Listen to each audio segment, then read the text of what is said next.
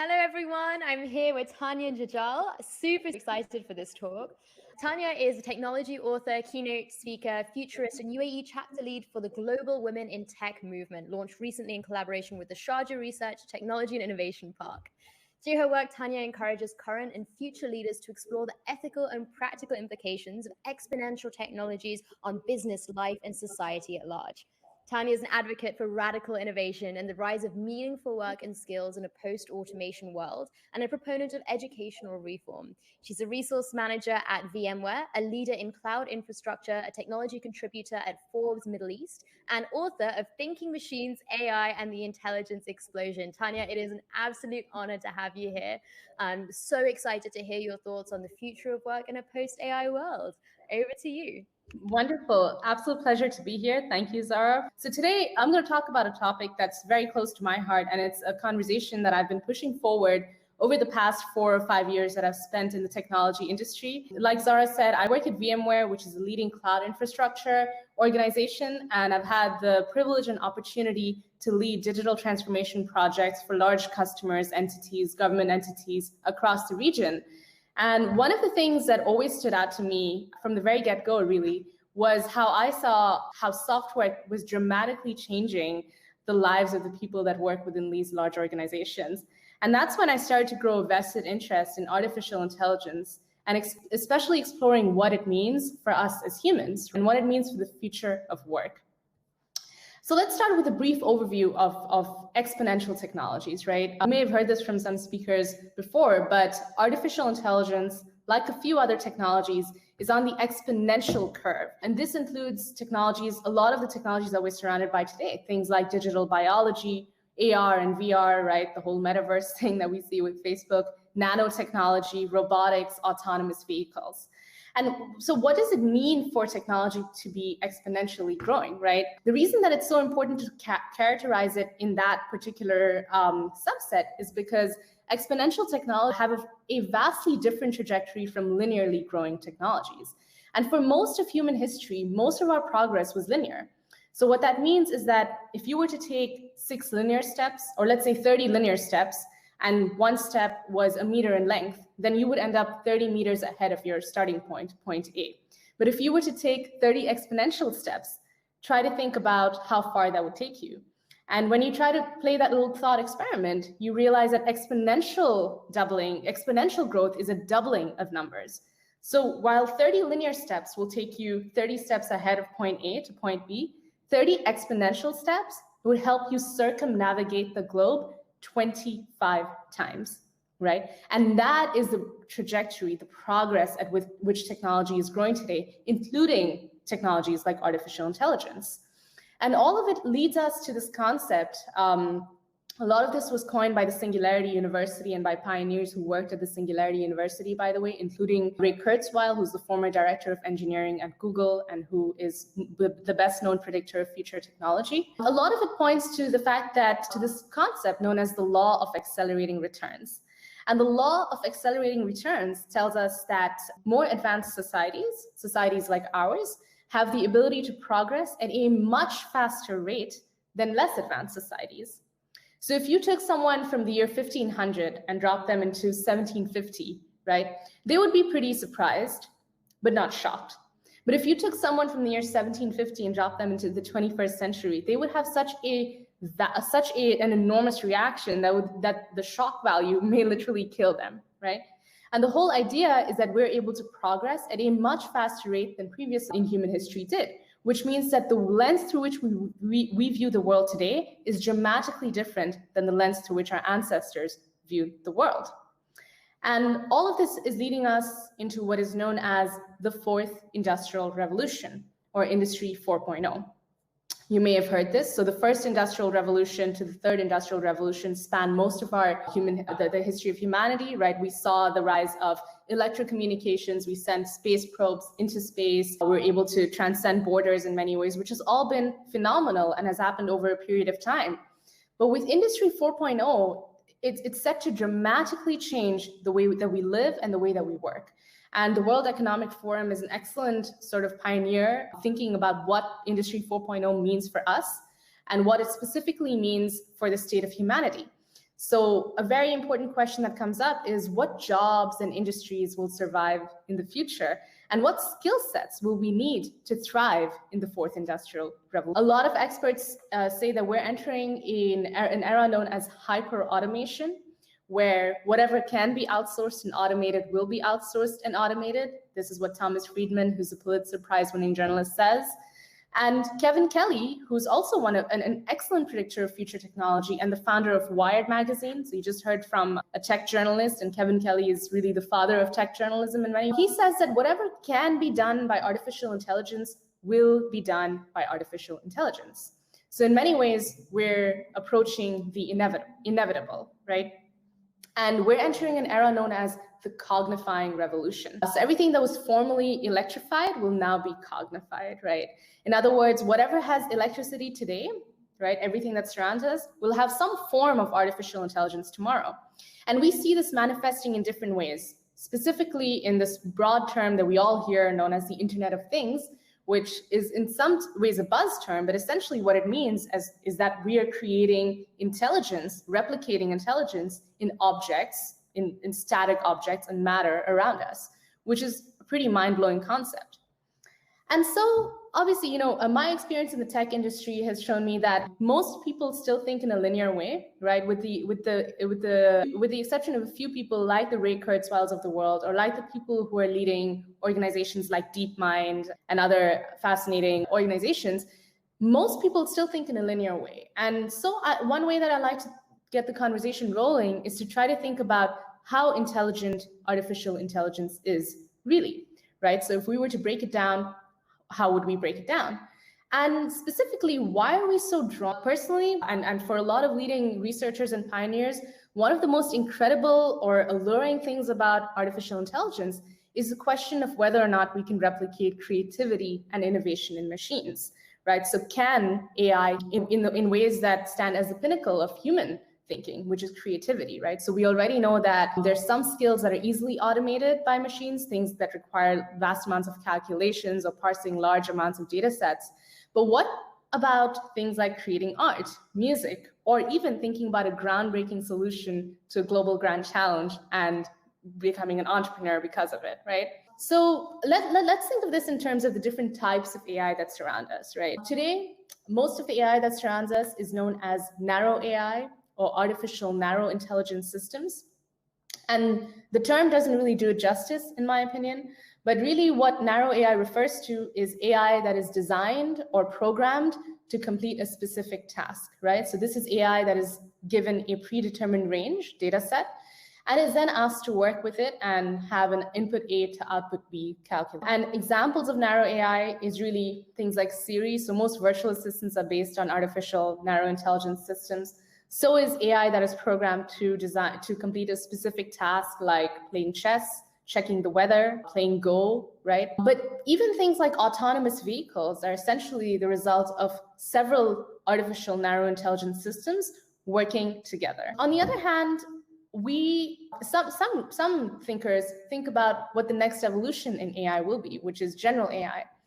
And artificial general intelligence is expected to be AI that is able to match human-like intelligence, right? So today, a human child can, or even a human adult, can learn multiple things at the same time, right? We have the simultaneous ability to think broadly. In many ways, our strength is in the fact that we're generalists, right? So we can learn how to play chess, we can learn how to play a sport, we can learn a new language, we can develop a new corporate strategy all at the same time, right? And neither one will particularly impede on the other, with the exception of time being a limiting factor. But in the future, a lot of researchers posit that we'll see artificial intelligence that is created that has the same level of human-level general intelligence. And if anyone here is a sci-fi fan, then for me, one of the potential demonstrations of what general AI could look like is like the AI that we see in the movie Her, where the operating system Samantha sort of manipulates her human to fall in love with her. But what we see in Samantha is that she's able to grow in various different ways, which is really pretty mind-blowing, very similar to the way in which a growing child or even an adult would.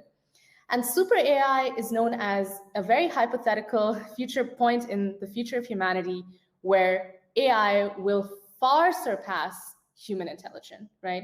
So super AI is expected to exceed human intelligence to a point that is beyond our conception or beyond our understanding today, because it's intelligence that we can't conceptualize of at this point, given our own limitations. And when we think about the aspects of human intelligence that are easiest to automate, I often like to think of Howard Gardner's theory of multiple intelligences. So for those of you who don't know, Howard Gardner is famously well known in the education space. And Gardner came up with the theory of multiple intelligences, which is this idea that different human beings or different individuals have different types of intelligences. So some of us have a great bodily kinesthetic intelligence, which makes us good at sports, dance, anything that requires mind-body coordination. Some people are great at logical intelligence, right? So that people who tend to be good at math, abstract thinking.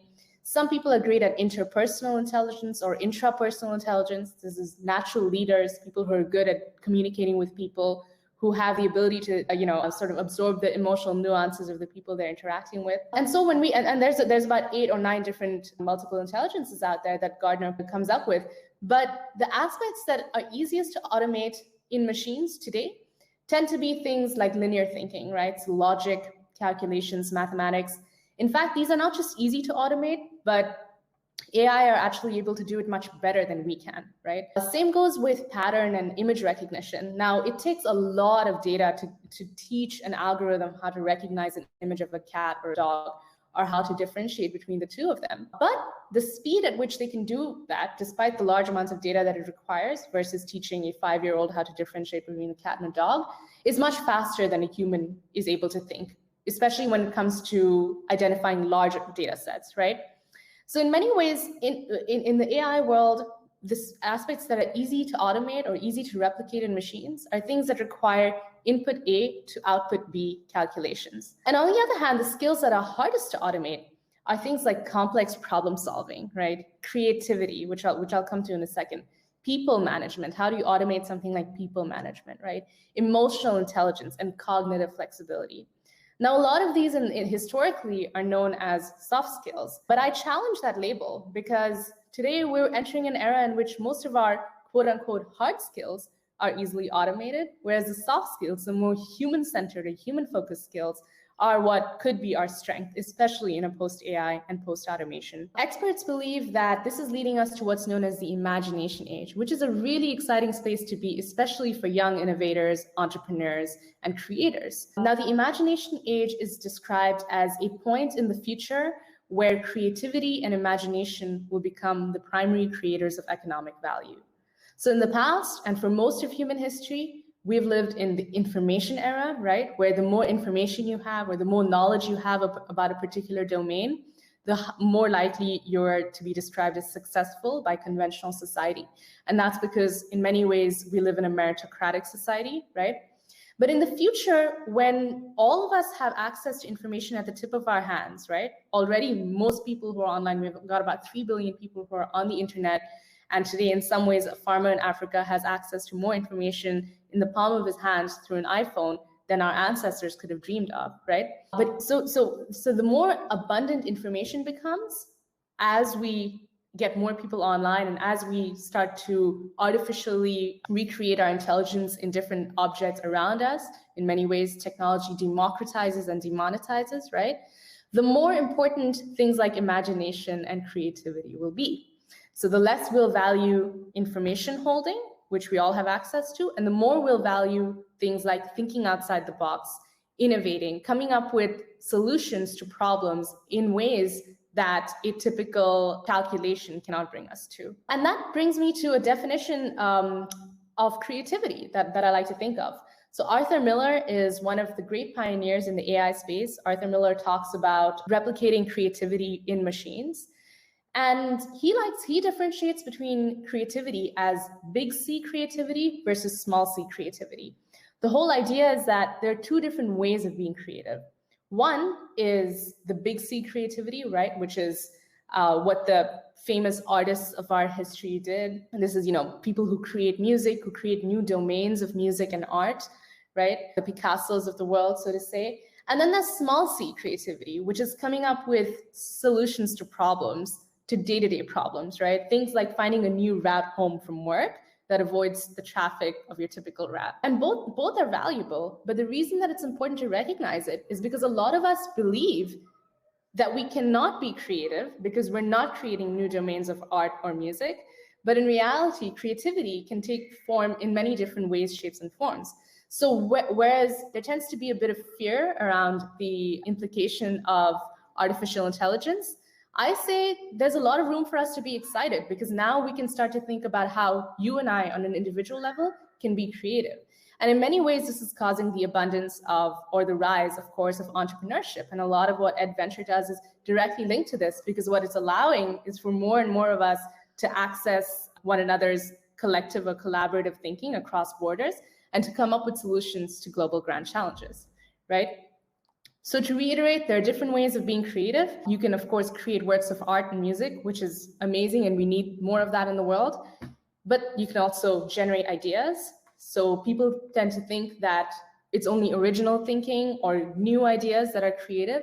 But in reality, connecting ideas across domains is also a way of being creative. And it's also a skill and a type of intelligence. And of course, there's problem solving and imaginative thinking, right? So when we think about a problem, think about a problem in the world that really bothers you or that affects you and that you want to solve. One way of doing it is to go back to the drawing board and think of a solution from scratch. So try to almost erase or unlearn the conventional ways of thinking and think of what a new solution could look like. And that may seem initially childish, it may even seem initially immature, right? But this is how we create and imagine new ways of functioning in society. And so, when we think about the evolution of AI, we need to go beyond the Turing Test. A lot of you may have heard of the Turing Test, which was coined by Alan Turing, the father of computer science. And Alan Turing essentially said that a machine is said to have passed the Turing Test if it can trick a human actor into believing that it too is human. But today we're going way past this, right? We have surpassed the field of natural language processing, that is narrow AI, and we're now entering the field of deep neural networks through which machines are able to learn and unlearn through supervised learning, unsupervised learning, and a technique known as reinforcement learning. So I'm going to play a short video here about just to show how far we've come along on the AI curve and how evident it is that we're today on the exponential track of artificial intelligence. And this is especially for the skeptics out there. So this is a brief video of ELIZA, one of the first natural language processing units out there.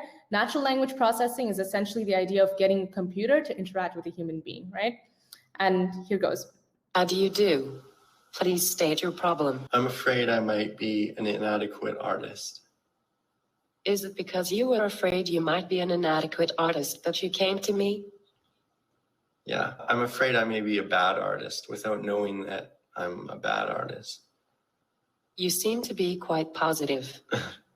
I feel very negative. You say you feel very negative? How do you... So there we see an AI that's essentially just regurgitating everything that it's fed and giving it back to the human. This doesn't seem to be a real form of intelligence, but just a very empty sort of form of intelligence, right? And today we have AI like this, like Google Assistant, that are far more mature in the way that they interact. And here's a quick example of that. How may I help you? Hi, I'd like to reserve a table for Wednesday the 7th. It's for 4 people. 4 people? When? Wednesday at 6 p.m. Oh, actually, we reserve for after 5 people. For 4 people, you can come. How long is the wait usually to be seated? For when, tomorrow or weekday or? So here you'll see that the AI or the Google Assistant is able to almost be creative in its responses to the human actor, and in this case, that's quite unclear in the way that she's communicating with the AI.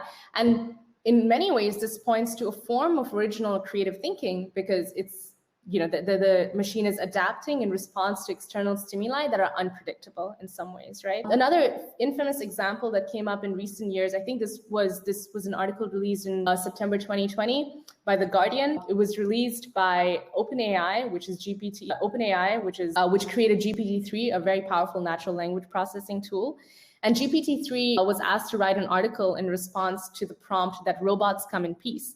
I would highly recommend to anyone to look it up, to read it, because it's quite mind-blowing to see just how far along the curve the technology has come. And for any reader who's reading that article, it really seems like the whole thing was written by a human being, right? It shows empathy, compassion, sensitivity, creativity, and a range of others. And that brings me to AlphaGo. So for those who haven't heard of AlphaGo, AlphaGo was one of the great pioneers in deep learning that was coined by Google's DeepMind. And DeepMind essentially created a machine based on deep learning and machine learning that was able to Go champions, right? And Go champions have existed in China for over 7,000 years. But the amazing thing is how AlphaGo beat a human. And the way that it beat a human was by playing a move that was completely new and completely original. So it played a move that wasn't seen in the 7,000 years that Go existed as a game in any human players. And the skills that it demonstrated here were creativity, original thinking, and strategic thinking. And that brings us to how machines think, right? So today, machines are learning to think through things known as neural networks. And in many ways, neural networks are designed to mimic the human brain, right? And deep neural networks are literally set up for machines to take external stimuli and absorb that information, make patterns, learn and unlearn, and come up with an output. So we're way past the curve of just simple algorithms that have input A to output B outcomes. And my view is that we're quite close to a world in which general AI will thrive. And this brings us to a concept known as the technological singularity, again coined by Ray Kurzweil, the former director of engineering at Google. The technological singularity is a hypothetical point in the future where machines and humans will potentially merge to create an intelligence that far surpasses our conceptual understanding of intelligence as it exists today. The idea is that we'll be able to infiltrate the universe with our intelligence, right? We'll be able to explore space, we'll be able to reach new boundaries. And the way that we do that is through merging artificial intelligence with human intelligence. And in some ways, this is almost counterintuitive. It's very difficult even for researchers and experts to think about what the singularity might look like, mostly because it's beyond our conception of our understanding of the world as it exists today. And all of it brings us to a point that I want to end on, which is what the role of humans will be in a post-AI and post-automation world. This is why, in many ways, education is at the core of solving a lot of these problems, right? The amazing thing is that we now have the opportunity, more and more of us have the opportunity to really ditch linear career trajectories and try something new, be innovators, be entrepreneurial within our large organizations, to do multiple things at once. We're no longer bound by the degrees that we had in university. We're no longer bound by the careers that our parents chose. We're no longer bound by the careers that exist within our small villages or towns. We now have the opportunity to transcend past that, to leverage the technologies that we have at the tip of our fingers, right? Even something as simple as having access to a search engine can make all the difference in the world to building a company, for example. And so the role of humans in a post-AI and post-automation world will be to be more personable, to thrive in coexistence with these machines, and to really have innovation, creativity, and entrepreneurialism at the forefront of everything that we do. And one way that I like to think of this is to consider what skills we'll need to thrive in the future. Education expert Tony Wagner from Harvard University says that the skills of the future will be things like adaptability and agility, analytical problem solving, critical thinking, collaboration and leading, and abstract thinking, thought leadership, right? Emotional intelligence and human relations. And so while you're cultivating whatever it is that you are cultivating, try to bear in mind just how important these skills are, and no doubt will continue to be if we want to see a future in which we not just barely survive because of this hyper automation, but a future in which we actually thrive. Thank you. Thank you so much, Tannya. I really enjoyed that. We have only a couple of minutes left and a few questions. So one, what was your entry into the world of AI, like in your background? For someone from a non-technical background, what would you recommend they do? Or is there a book you recommend they read to kind of go into that? Two books I would highly recommend. One is The Singularity is Near by Ray Kurzweil. And the other is Life 3.0, Being Human in the Age of Artificial Intelligence by Max Tegmark. Both are pioneering researchers in the AI space, but the way that they write about the world, for me, completely transformed the way that I view the world. Second, I studied economics, but I got into tech. And one of the ways that I did it was I decided we have a lot of self-limiting beliefs depending on our degrees. Often, most of us have that. And I decided to just kind of ditch that and try everything I could. So I networked, I spoke to people, and I leveraged this the fact that you can learn anything today online to kind of upskill myself and prove that I not only care about this, but I'm actually able to adapt and learn. And that really just made all the difference. So I also put a lot of my thoughts out there, which I would recommend to all young people. If you have an idea, write about it, speak about it. Don't let that imposter syndrome hold you back from doing it. And where can people find you and your incredible ideas and thoughts? Yes. Yeah, absolutely. So you can find me on LinkedIn. Tannya Jajal is my LinkedIn. And you can also tanya.jajal@gmail.com. I'm available via email or on Twitter, just @TanyaDJ. Thank you so much, Tannya. This was amazing. I think me and all the people listening in feel a lot more optimistic about both the future and just the potential of what you can do, whatever your background is. So thank you so much for joining us. That was an absolute pleasure.